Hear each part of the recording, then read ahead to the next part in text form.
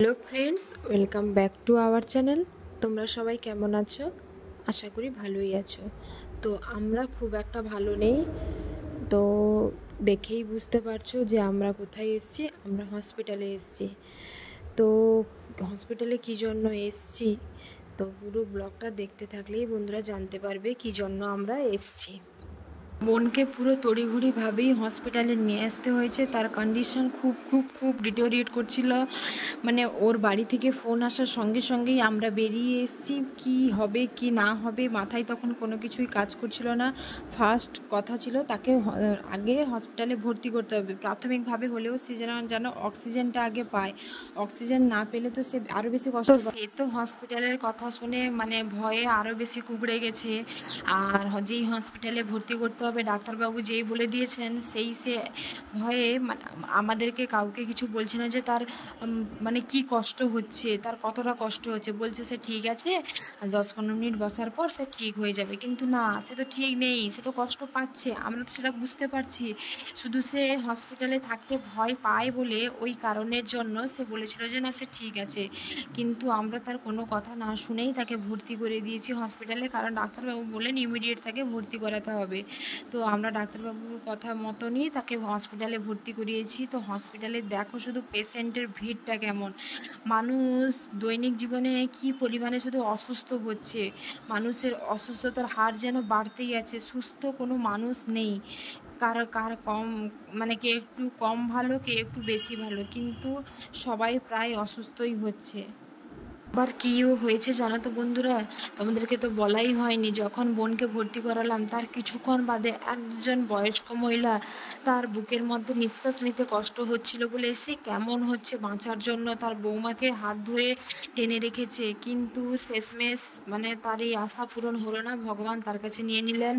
তো এইসব দেখার পর বোন আরও বেশি টেনশনে, মানে টেনশন তার মাথায় ঢুকে যাচ্ছে। আরও বেশি ভয় পাচ্ছে যে কি হবে, সে আদৌ সুস্থ হতে পারবে কি না।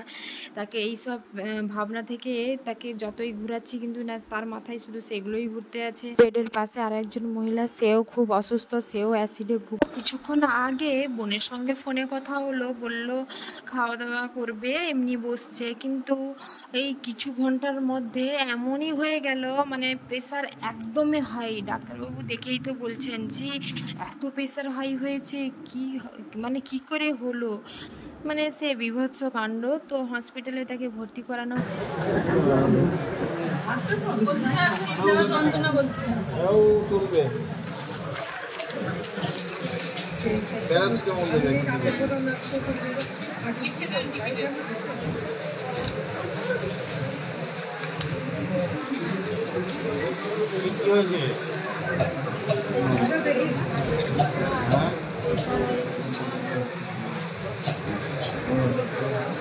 কি হয়েছিল? ঠিক আছে, হাত থেকে ফটফট করছিল। এখন ঠিক আছে তো, বাড়ি যাবে তো?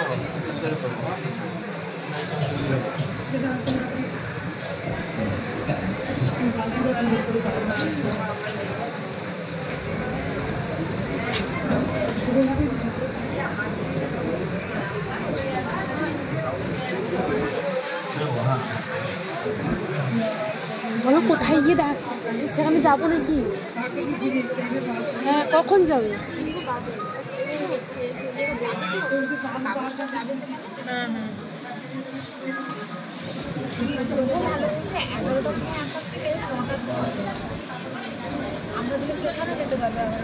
এইখান থেকে চলে যাবে। ডাক্তার দেখিয়ে একদম বাড়ি যাবে। আর যেবারে কেউ তো শরীরে ধকল হচ্ছে, এর কথাই বলছি।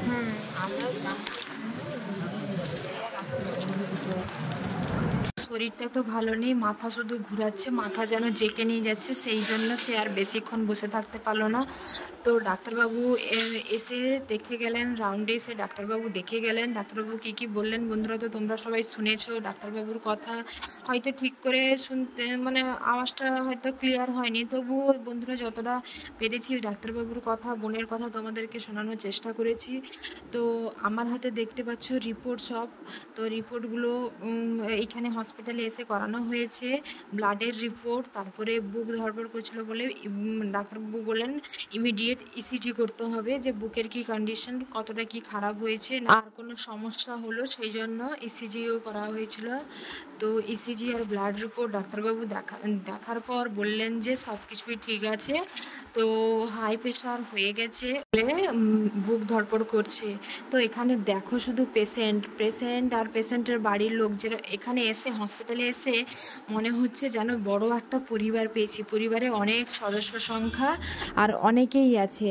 তো আমার পাশে বেডে একজন মহিলা, তো তার ঘোর অ্যাসিড এমন বাজে জিনিস বন্ধুরা, মানে অ্যাসিডে বলে না প্রাণও চলে যেতে পারে। তো এই মহিলাটার তেমনই হয়েছে, এতটাই অ্যাসিড মাথায় উঠেছে, ওকে সঙ্গে সঙ্গে হসপিটালে ভর্তি করানো হয়েছে। তো সে 2 দিন হলো আছে হসপিটালে, তবুও তার এখনও অ্যাসিড কমেনি, হালকা হলেও আছে এখনও। তো ডাক্তারবাবু ওকে ছুটি করে দিয়েছেন, বললেন যে বাড়িতে কিন্তু রেস্ট্রিকশানে থাকতে হবে, না হলে আবার হসপিটালাইজড হতে হবে। তো সুমি তোমাদেরকে গোটা হসপিটাল ঘুরে ঘুরে দেখাচ্ছে। হসপিটালে দেখো বয়স্ক, কম বয়স্ক, মহিলা সবাই, কার মানে কতজনের যে ভিন্ন ভিন্ন অসুখ নিয়ে হসপিটালে ভর্তি হয়েছে, তো মানে সবারই তো জানা নেই, তা একমাত্র ঈশ্বরই জানেন। তো মানে ভগবানকে ডাকি সবাইকে যেন সুস্থ করে দিক, কারোর বাড়ি থেকে কাউকে যেন কেড়ে না নেয়। মানে কারোর বাড়িতে বিপদ যখন আসে তো সেই জানে বিপদে কি কষ্ট হয়। তো হসপিটাল থেকে বোনকে ছুটি করে দিয়ে আমরা বাড়ি ফিরছি। তো আমাদের অবস্থা খুবই খারাপ, রাত জেগে দুজনের মুখের অবস্থা দেখো শুধু। তো ভীষণ গরম পড়েছে, সবাই সাবধানে থেকো, ভালো থেকো, সুস্থ থেকো। আবার দেখা হবে তোমাদের সঙ্গে নেক্সট ব্লকে।